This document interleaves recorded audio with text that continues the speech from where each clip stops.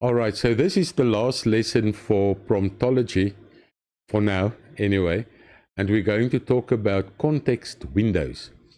And it comes down to that as you type along in a chat, AI will start forgetting things because it ran out of context window size.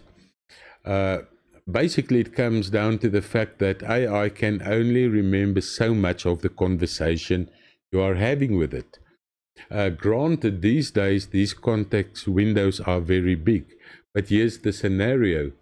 You create a perfect prompt, 3-4 paragraphs long. You even add maybe a branding document. How about, logos and so forth, so AI can see what is the colors you use, and it gives you the most fantastic feedback, and you start programming something and something else. And then there comes a point where it seems that it's forgetting the things that you discussed in the beginning. It's because it ran out of memory. So it will start discarding the things to the top, right? And where's the most important things? To the top. That very first prompt is probably the most important prompt in that whole chat. And the reply is probably the most important reply of them all. All right, so you can run out of context. Here's just a list quickly of context windows or context windows. And you can see it's quite big. It's like 1 million tokens in size.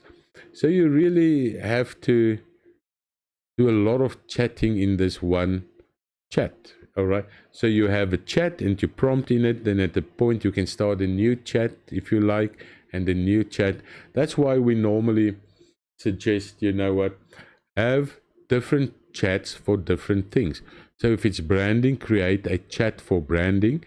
If it's for your I don't know, financial stuff, have different chats. And the reason is so that AI don't forget what you talked about in the beginning. So as you go along, you can see, for instance, let's take some of these. If you look at Gemini, for instance, it had 1 million tokens in one of the older versions. Now it's got 10 million context window. So it gets bigger and bigger all the time, right? But because we are going to code, you can imagine how big these chats get. If you tell it to code something, some of this code can be like 1,000 lines of code, right? So the context window at this point in AI can still get saturated quite quick. So what is the ideal solution for now? When we go to tier 2, we use different software and different techniques. But for tier 1 is when you've done something big and you finished, ask AI to create a summary of it for you that you can now use in a new chat. All right. And then you just continue. That is the ideal way of doing it. I will show this to you in the next, in an upcoming video, when we're actually going to do a lot of code, and you can see what I'm talking about and how you can get over the fact, or have a solution of not running out of context window space. But that's all I want to talk about context windows for now. It is a problem. AI start getting weird. Think for a minute. You're a lawyer, and you create a agreement between your customer and somebody else. You put this document into ChatGPT and you start asking him questions and so forth.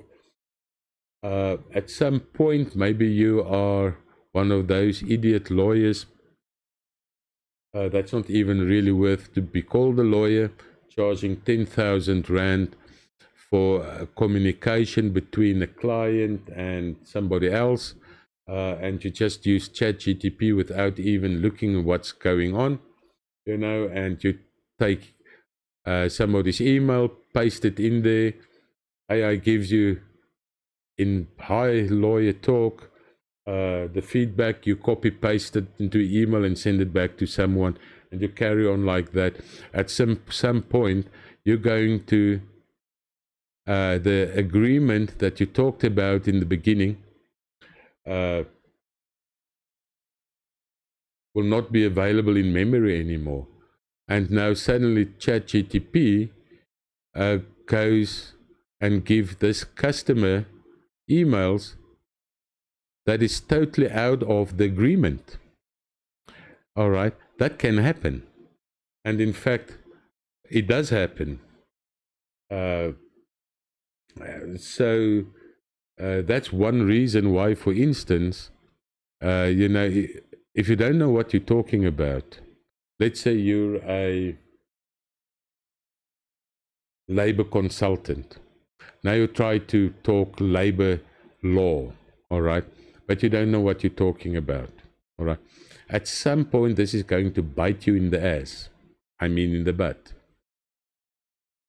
And you can't really expect someone to pay you 10, 12,000 Rand, where actually ChatGTP is chatting to the customer without real intervention from somebody that actually understands the law. It's the same with coding. All right. If you don't understand the architecture, if you don't understand not necessarily the code and the syntax, but what it should do, what it must do, and what it's all about, you know, you're just going to run through these things and hope for the best, right? Now, if you hit context windows, it makes it even worse, because now your software starts to break, it behaves differently than what you said it should, and so forth. So context window is very, very important, guys.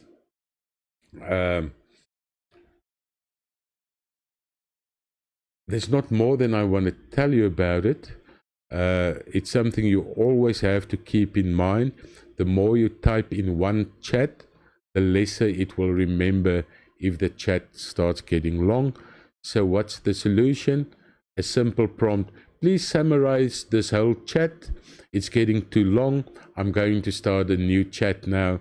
It summarizes. You save the file. You open a new chat, and you call this chat maybe ABC app phase 2 or something like that. Copy the summary in there and off you go, no problem. All right, so that is it. I hope it was of use, and I'll see you most definitely in the next lesson, where we're actually going to start to program. I'll see you soon. Bye.